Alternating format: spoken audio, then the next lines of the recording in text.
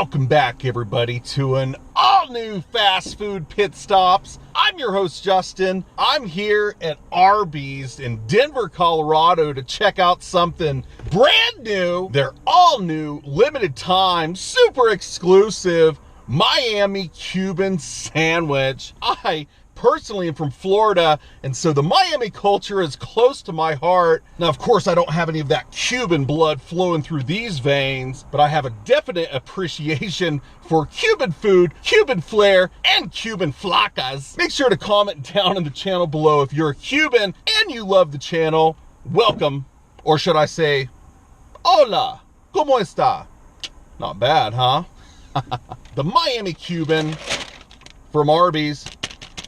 I got it in a combo. It was still under 10 bucks. It was with a medium size for a drink and the famous Arby's curly fries. Let's start with these here real quick. We all know and love a good fresh curly fry. Crunchy, fried up, seasoned up, battered up. Cheers to the Arby's curly fries.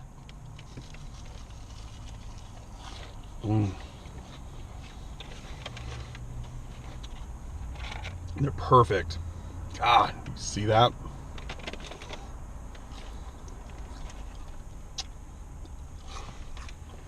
You hear the crunch?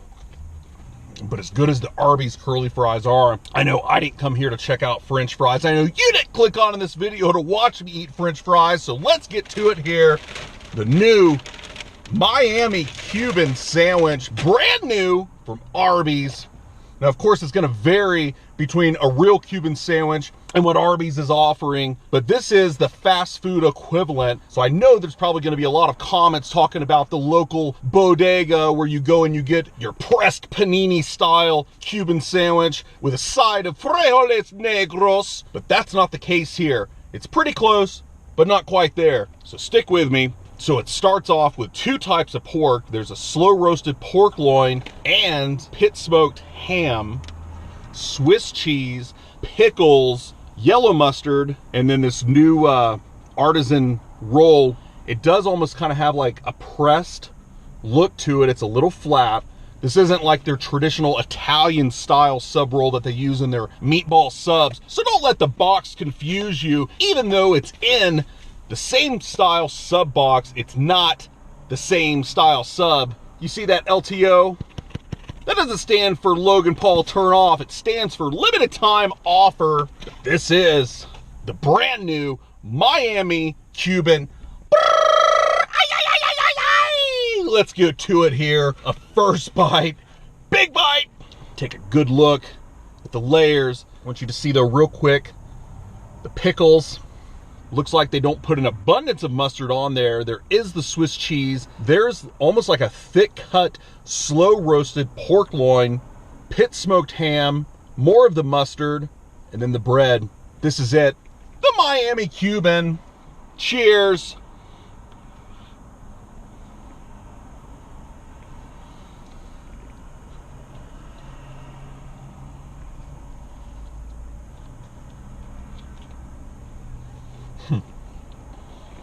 Because that was a huge bite. Don't get it twisted. And I apologize for the aesthetics, but I do try to be dainty and delicate with my big bites. But this is what the end result is of the Miami Cuban here from Arby's. You see all the layers. You see the meat, the cheese, the mustard, and the pickles, and that Cuban style inspired bread.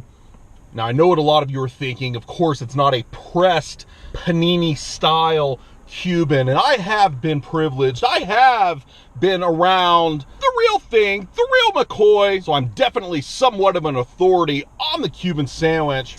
I mean, I guess it has that fresh deli style sandwich flavor. It's not a hot sandwich. I a lot of times like my Cubans, of course, to be super hot, super flame. And that's not hard to find in the Cuban culture because there's lots of sexiness going on. Bob sexy, as my buddy Ian would say. But this is the new Miami Cuban from Arby's. And let me clarify, it is a hot sandwich, but not really. It's served just a little bit warm. You know, you can tell that the meat itself was sort of shaved off of a warm roast, but the bread itself isn't really warm. There isn't really an abundance of melted cheese.